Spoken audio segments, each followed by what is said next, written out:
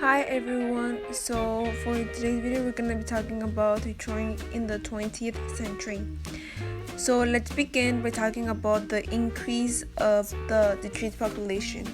By the beginning of the 20th century, the population of Detroit grew more than 1,000 times in between the years 1920 and 1930. The cause of this increased population was the expansion of the automobile industry due to Ford. In 1910, Detroit was the ninth largest city in the U.S. Henry Ford revolutionized the automobile industry in 1910, and the Great Lakes was of great help for the producers since it gave them access to capital and markets. This made Detroit the right place for automobile manufacturers. Due to this, Detroit was given the nickname the Motor City. And in 1914, Ford announced that he will be paying his workers $5 a day. This was a big deal back then. The fast growth of this automobile industry caused a large demand for labor, and it was mostly immigrants that came from Europe that were making this up. Now, let's talk about Detroit's Gilded Age. So, by the beginning of the 20th century, some areas of Detroit began to be mixed with apartments and commercial buildings. Due to the wealth that the automobile factories brought, Detroit was able to open many businesses and construct skyscrapers in downtown. It also brought many stores like malls. Joseph Lothian Hudson opened a men's store first, and over 10 years he owned 8 stores in the Midwest. He began the construction of J.L. Hudson department store in 1993, but by 1928 a 25-story tower was added to the store, and lastly a 12-story was added in 1946.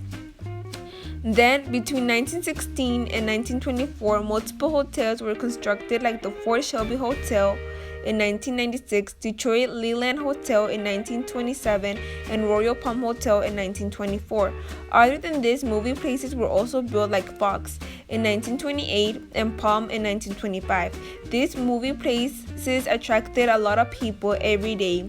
Due to all of this, people living in Detroit had the opportunity to distract themselves by going to the movies, shopping, or just staying in hotels. The development of the automobile industry really helped Detroit a lot. In fact, it increased Detroit's industrial production, but other than this, it also attracted many immigrants from Europe, Canada, and black immigrants from the South. Between 1910 and 1914, immigrants from Greece began to settle in Detroit and formed their own village known as the Greektown in 1914. Some Italians and Caucasians, which were rare, were also moving to Detroit. Italians and Americans blacks did face many economic and social discrimination. There were also some Jews from Western Europe arrived to Detroit. Between the 19th and the 1930s, black people and Polish immigrants made up most of Detroit's population. By the beginning of the 19th, women began claiming equal rights as men. Moving on, in 1941, the Detroit Housing Commission said that they were gonna construct the Sojourner Truth Housing Project in 7 Mile Fenelon neighborhood. The 7 Mile Fenelon Improvement Association did months of protests that went up to February 28, 1942, when the first black family moved in. This caused a race riot, causing 40 injuries and 220 arrests, in which the majority which were black. Between 1945 and 1970, Detroit had its most productive time in the century due to the post-war year, and many cars were being used in Detroit. In April 8, 1956, streetcars were shipped to Mexico City, where they were used for 30 years. By 1980, white people living in Detroit went down to 34% of the population. Coleman Young served as Detroit's mayor for 20 years, from 1977 to 1989. He was very outspoken and wanted to see Detroit grow. He wanted to finish Detroit's construction and to build more.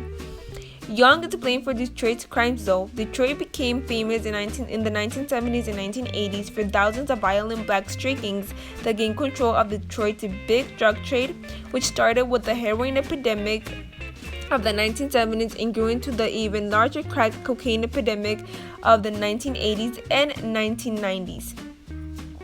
To end this video, Detroit has been listed as the most dangerous country in the US by the FBI. In 1991, they had more than 2,700 violent crimes.